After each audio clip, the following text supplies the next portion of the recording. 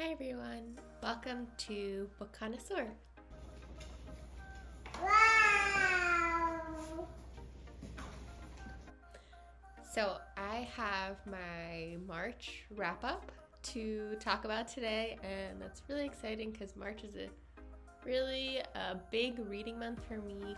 I participate in the Irish Readathon, and the Women's Prize for Fiction Longlist just came out, and I've been working my way through the Women's Prize for Nonfiction Longlist as well.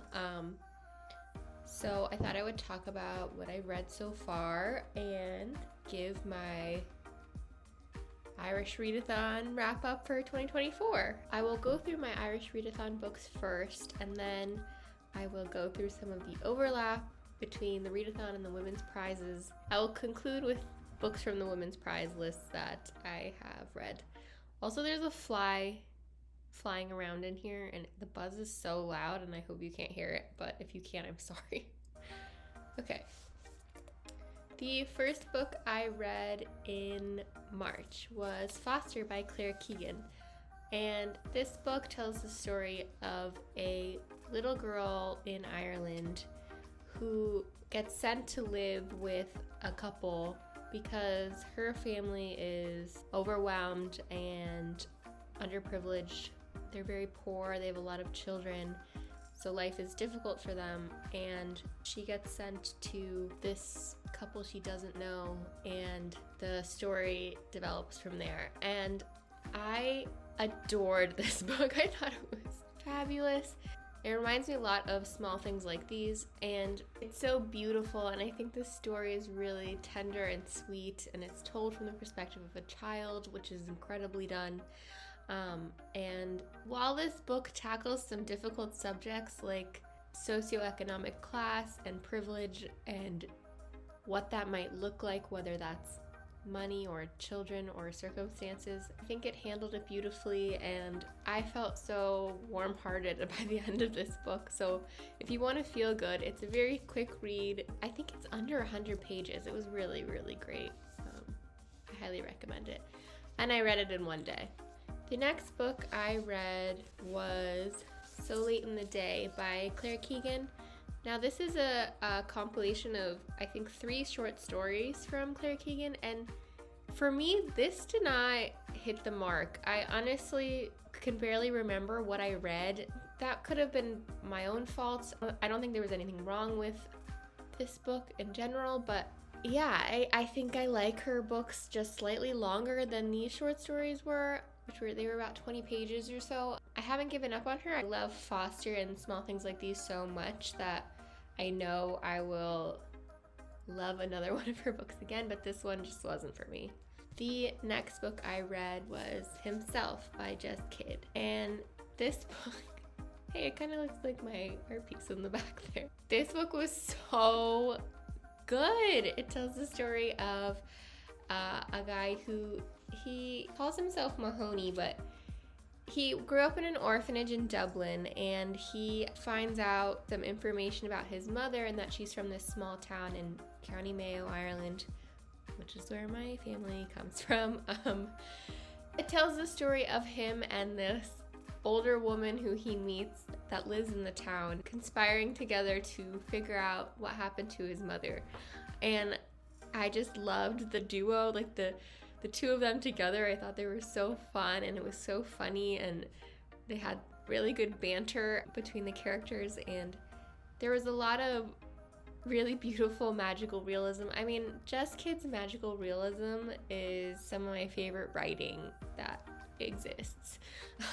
Things in Jars is one of my favorite books ever, and I am due for a reread of that soon. But Himself did not disappoint. This will be a book I return to in the future. Yeah, I highly recommend it. If you like, there's a little bit of a murder mystery, thriller type thing going on with like some comedic relief and also a lot of magical realism. The next book I read for the Irish Readathon was The Rachel Incident by Caroline O'Donoghue. This was the group read for the Irish Readathon, and I really liked it. Sometimes this kind of, I don't know how to explain this, but like the vibes of this book, I could go either way. Like some people said it reminds them of Queenie, sort of a young adult woman trying to find her place and figure out her life after college. And that it definitely had that kind of vibe. My favorite part of this book was the romance storyline, which that's not usually the case for me. It didn't feel cheesy. It felt very real and sweet, and yeah, I really liked that. So the Rachel incident tells the story of Rachel and her best friend James and her professor, Dr. Burns. The dynamic is very interesting. It also reminded me a lot of Conversations with Friends, because Rachel gets involved and works for Dr. Burns' wife, and there's sort of a romantic relationship happening between two of the characters, and Rachel's roommate is James, and he's very involved. So it was sort of this like two best friends and an older married couple, which is why it reminds me of Conversations with Friends by Sally Rooney. But so if you like Sally Rooney, you might like this book, I think. The writing's not that similar, but the story was. Yeah, this was also I thought it was a very feel-good book at the end, and if you're looking to stay in a positive headspace, which I definitely was for part of this month was rough. I would give this a read, and thank you to the publisher for sending me this copy. The next book I read for the Irish Readathon was Under the Hawthorn Tree by Marita Conlon McKenna, and this was the children's book I chose to read for the children's prompt. And this is a story of 3 siblings during the Irish famine, and it follows them after they lose contact with their mother and they have to figure out what to do next. This was hard to read. This is sad circumstances, and it's a sad book, but it's very real. And I've never read anything set during the Irish famine, and I mean, that's shame on me, but I wish I had this book as a kid. I would have gobbled this up. Gives some really raw descriptions of what famine looks like, and I think this is so relevant today too because of what's happening in Gaza. And this is definitely a book I'm going to have my children read when they're the right age, to learn about, their family's history. My family was there during the famine. They emigrated from Ireland in the early 20th century, so my history, my family's history, their country's history, and I think it's really it told in a way that's accessible for children, and it was very emotional and a good read, and also since it's a middle grade children's book, it's pretty short, so I read it in a couple days. The next books I read were longlisted for the Women's Prize for Fiction, and there were 3 Irish authors on the Women's Prize for Fiction longlist this year, which is amazing. I'll tell you about the one I liked the least, which was The Wren by Anne Enright. I really thought I was gonna love this book, but it just didn't hit the mark for me. So this tells the story of a mom named Carmel and a daughter named Nell, and their relationships to each other, as well as how their relationship to Carmel's absent father affects them throughout their life. So the reason why the father remains present is because he was a famous Irish poet. And so it's an interesting concept where there's a famous father who abandons his family, but he's still in the public eye, and so his presence is still affecting his family. It's not just out of sight, out of mind sort of situation. And what I didn't like about this book is the relationship between Nell, the daughter, and a guy she's seeing, and it just felt really skeevy. I mean, it's supposed to be that way. It's supposed to be kind of skeevy and uncomfortable and abusive, and I just didn't like it, and I didn't want to read about it. And I will probably give Anne Enright another try. This one just wasn't for me. There was also like the relationship between the mother and daughter was a little odd, and I feel like it wasn't fully fleshed out in a way it could have been. So I didn't totally understand it. Sorry, that's Clover behind me. Yeah, but it was still a solid read. I think I gave it 3 stars, which is like, it's still good. It's just not, I read better books than this one. Yeah. The next book is Ordinary Human Failings by Megan Nolan. Now, this book I loved. It's a murder mystery where, water break. There is a little girl in a London town whose body is found dead, and all fingers are pointing to the Irish family that has recently immigrated to England.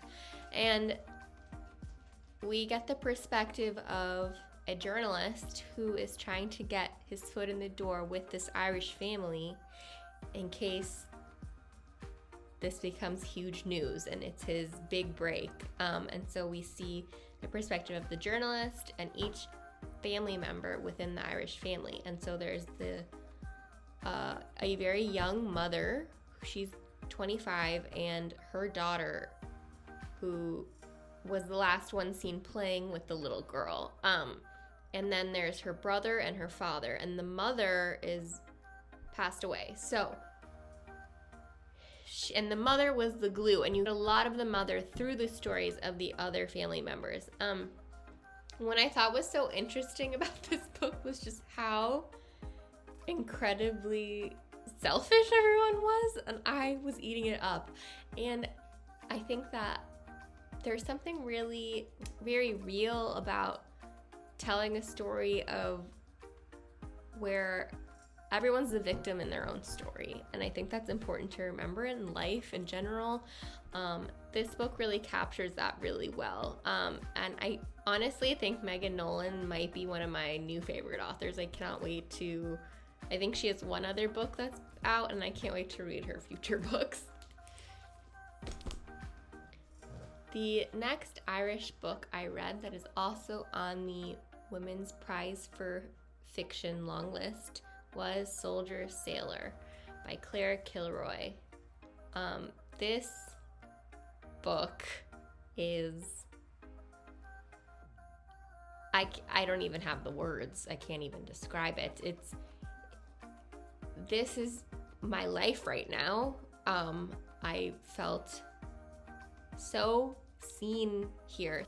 This book is a mother's letter to her son. The mother is Soldier and the son is Sailor. Those are not their real names, but which gives this book a sort of collective anonymity, which I think is really beautiful. And nobody's ever named in this book. They're all described by their relationship to the mother.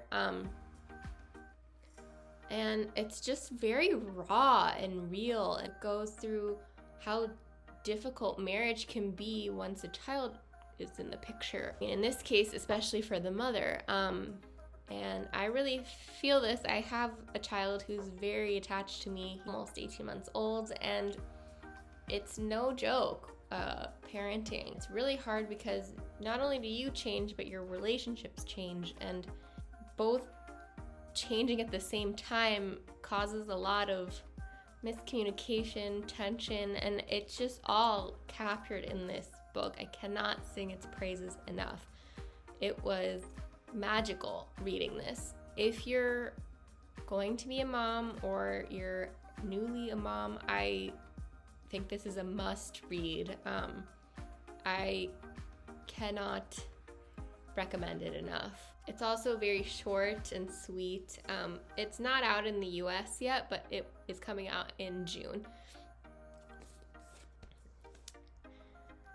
The next books I read were from the Women's Prize for Nonfiction Longlist, and one from that is now on the shortlist. So the first book I read on my Kindle from my library was Thunderclap, a memoir of art and life and sudden death by Laura Cumming. So this book tells the story of the author's father and her relationship to him in the context of her learning about Dutch art and us learning about Dutch art. And she frames this all around one artist named Fabricius, who is the artist behind The Goldfinch. I am an artist. That's what I went to school for. I have my master's in visual art. And oh my God, that fly! Can you hear it? Anyway, I've always loved Dutch art. I never learned about it in a historical context at all, but what I think is really beautiful from this book is how she is able to describe the paintings and describe how to look at it and how she's looking at it. And Dutch art is often criticized as plain, boring, because it's often still lives or not necessarily active scenes. They're more everyday life, the mundane, if you will. And I think that's incredibly beautiful. I've always been drawn to that kind of art. And I think that reading this book gave me a even greater grasp on Dutch art in particular, and why we should appreciate it. And it was really interesting to learn about Fabricius. He died when the city of Delft exploded because of a gunpowder storage, I guess. The city blew up, and part of the town just blew up in the 1600s. And I do think that this might be a little much for you if you're not into reading about art. There's a lot of visual description. You need to be able to visualize to read this book. I will say there were companion photos and stuff, but those only show up and translate well in the physical copy. My e-reader did not pick them up that well. Sometimes they were this small, sometimes they were this big. The color wasn't there. And audio, obviously, you don't have any pictures at all. So I definitely recommend getting the physical copy if you want to read this, so that you can see the pictures that go along with this. And it was a really interesting way to mix information and art historical writing with her father's life. And her father was an artist, and he's the reason she's so into art, and she's an art critic. The next book I read on the Women's Prize for Nonfiction list was Some People Need Killing by Patricia Evangelista. I'm actually really surprised that this didn't make the shortlist. I really thought it would. This book tells the story of the drug war in the Philippines under the regime of Rodrigo Duterte, and it's terrifying. This book scares the out of me. There's a lot of undertones of Duterte's platform that resemble that of Trump, and I cannot say enough how much it scares me that the US can become like this. She's a journalist who's documenting the killings that are ordered and controlled by the government, but the government is hush-hush about it. And essentially it's like this war on drugs, and they find any reason to accuse someone of being involved in this drug war, and that's justification for them dying and being killed. This book begins with testimony from children about their parents being killed in front of them, and it's just god awful. It's almost like you can't even believe this is real. Patricia Evangelista risked her life to write this book, and I think that that's so admirable, and I really think that this should have been on the shortlist. The last book I read, this one was for the Women's Prize for Fiction Longlist, was Western Lane by Chetna Maru, and this book tells the story of a girl and her two sisters struggling with the death of their mother and trying to understand their father. The main character is never named. We have an unnamed narrator, and she and her father bond over their love of squash, the sport. So there's a lot of sport writing in this. It's a very short book, but this just didn't hit the mark for me. I struggled to get through this, even though it was like 4 hours. I wasn't looking forward to picking it up. I listened to it on audio. Because there's such a strong emphasis on sports, it made it really difficult to read if you don't like the sport. And my best friend plays squash, but like I never touched a squash racket. So yeah, it just wasn't my thing. We'll see if I think my dog found the fly. Anyway, we'll see if this makes a short list. So yeah, that is my very long wrap up for March. I will be coming soon with some more videos to talk to you about, and please like and subscribe and let me know, did you participate in the Irish Readathon? Are you reading any of the Women's Prize list, long list books? Let me know, and I'll get back to you with another video soon. Bye!